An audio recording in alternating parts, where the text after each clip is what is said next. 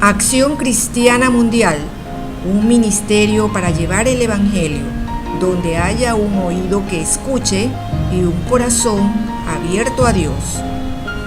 Oí tu voz en el huerto y tuve miedo, porque estaba desnudo y me escondí. Estas son las palabras que han sido traducidas como respuesta de Adán a Dios cuando Jehová llamó al hombre después que éste y su mujer Eva habían desobedecido su mandato. Hoy voy a compartir un tema bastante incomprendido por la mayoría de creyentes, el cual muchas veces causa frustración sobre su significado, por lo cual incluso ha sido eludido a veces de ser tratado en su complementariedad. Por ello pido a Dios que abra nuestro entendimiento para ser bendecidos por su palabra.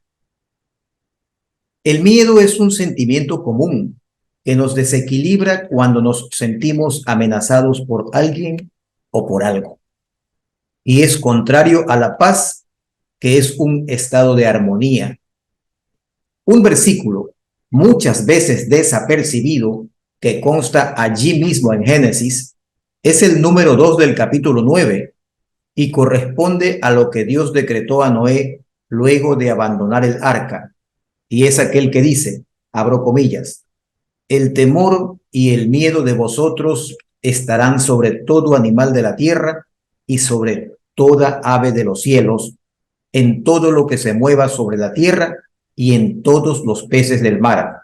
En vuestra mano son entregados. Y vale indicar que, aunque muchas veces no seamos conscientes de ello, de manera general todos los animales de la creación, aún las fieras salvajes, no se sienten confiados ante la presencia humana y la temen. Si usted no lo sabía antes, ahora conoce que esto no sucede por causas que no sean debido a esto que Dios decretó a Noé al inicio de la repoblación del planeta por él y su familia. Es así que los animales, salvo aquellos que ya han convivido con nosotros durante un tiempo, sienten temor, y no solo de los depredadores y de los fenómenos naturales, sino además de nosotros, porque Dios ha puesto en su mente un sentir de respeto y obediencia hacia el hombre, el cual nos permite asumir la mayordomía de la creación. Esto es, por cierto, de gran ayuda para que podamos lograr cosas como domesticar animales. Sobre el temor y el miedo se han escrito un río de frases, unas condenándolo, otras admitiéndolo y aún otras alabándolo. Pero lo cierto es que el miedo a veces es necesario y otras veces un estorbo. Para escapar de algo que puede afectarnos, es necesario el miedo. Mas si ese algo no es un peligro real, el miedo se vuelve un enemigo que detiene el avance de la persona, de manera que el miedo no es ni bueno ni malo desde esta perspectiva. Sin perjuicio de lo antedicho, creo necesario hacer una diferenciación entre los términos temor y miedo, aunque en ciertos casos pueden ser sinónimos y podrían ser utilizados indistintamente. Mientras el temor es un estado en el cual el sujeto experimenta de forma consciente una advertencia o cuidado, tomando precauciones respecto a algo o alguien o en relación a un evento, el miedo, en cambio, es involuntario y se produce ya sea como resultado de la comprensión de un peligro real o por algo imaginario, lo cual a la vez puede ser inclusive producto de un trauma o de una fobia. Para poner un ejemplo a vuelo de pájaro, hay una diferencia entre tener temor a los insectos por precaución de que puedan transmitirnos alguna enfermedad y tener miedo específico a las arañas al punto de entrar en pánico si encontramos una en una gaveta de nuestro escritorio. U otro ejemplo, tener temor de atravesar un frágil puente sobre un precipicio por un principio básico de conservación, o tener miedo de cruzar cualquier lugar alto e incluso entrar en un nivel de pánico incontrolable. La ciencia ha determinado que el miedo como otras emociones, se generan en el sistema límbico del cerebro, lo cual no excluye la concurrencia de otros órganos del cuerpo, y cuando el miedo alcanza niveles elevados por causas que pueden ser reales o imaginarias, una vez más lo digo, se produce una descarga de hormonas como el cortisol y la adrenalina, que causan una serie de efectos tales como aumento del ritmo cardíaco, respiración entrecortada, sudoración, dilatación de las pupilas, estancamiento de las funciones digestivas, entre muchas otras. Como dije antes, el miedo no es ni bueno ni malo, sino que depende de las circunstancias.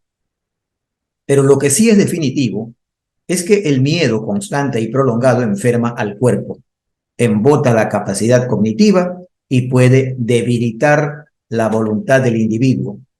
Por ello, el miedo ha sido utilizado a través de los siglos por quienes han tratado de dominar a otros. En otras palabras, el miedo ha sido un arma para someter la voluntad de la gente. De modo que el temor y el miedo no solo son naturales y normales, sino necesarios en todas las especies para poder protegernos ante cualquier amenaza e incluso conservar la vida.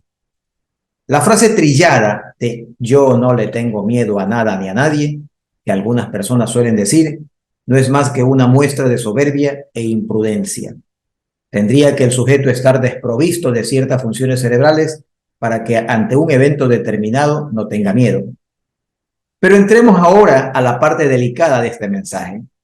Recordemos que en Proverbios capítulo 1, verso 7, encontramos una frase muy conocida, principalmente por quienes estudiamos la Biblia, que dice así: el principio de la sabiduría es el temor de Dios.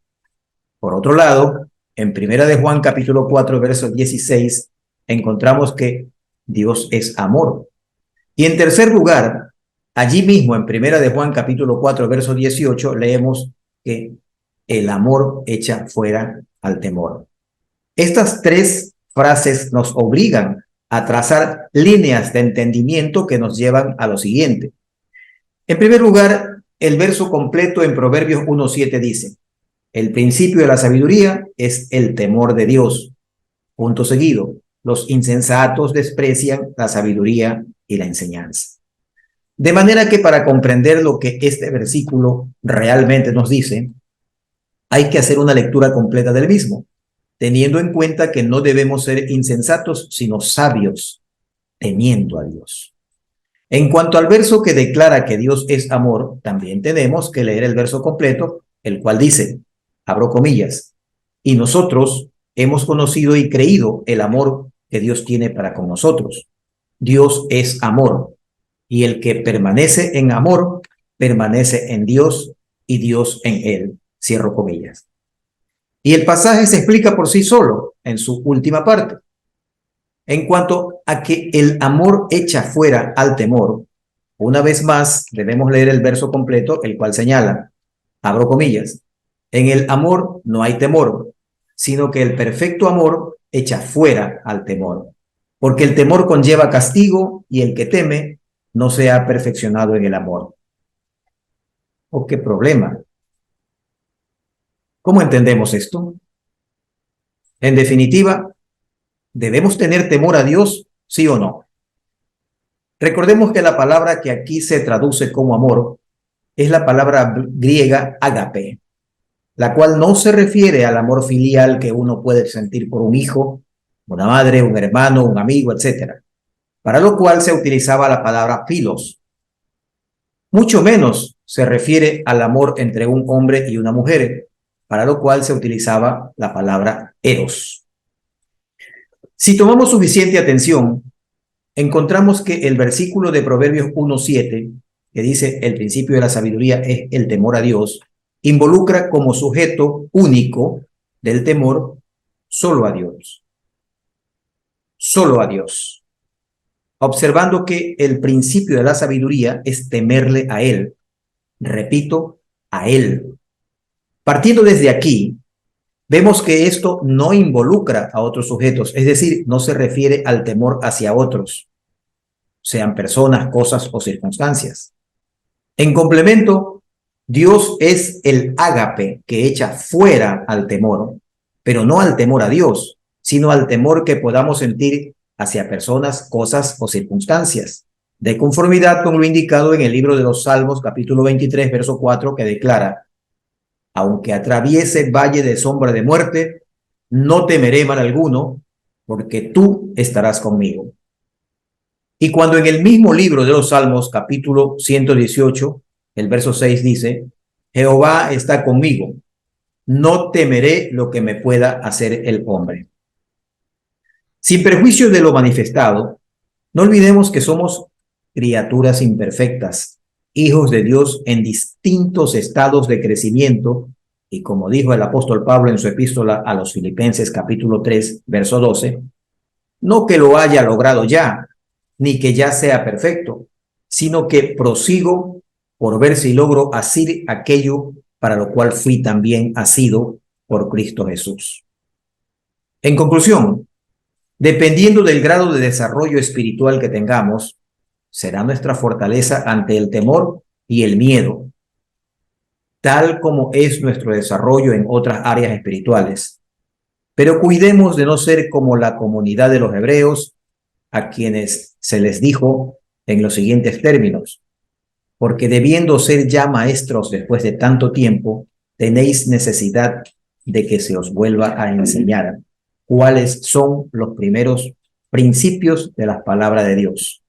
Y habéis llegado a ser tales que tenéis necesidad de leche y no de alimento sólido. Padre de toda gracia, pon en nosotros sabiduría y conocimiento para entender que solo debemos guardar temor reverencial a ti y a nadie más, pues aunque atravesemos por valle de sombra de muerte, no temeremos, y si tú estás con nosotros, ¿quién podrá contra nosotros? Amén. Si le ha gustado este mensaje, compártalo con amigos y familiares para que este ministerio se expanda, y suscríbase a nuestro canal para no perderse los futuros mensajes.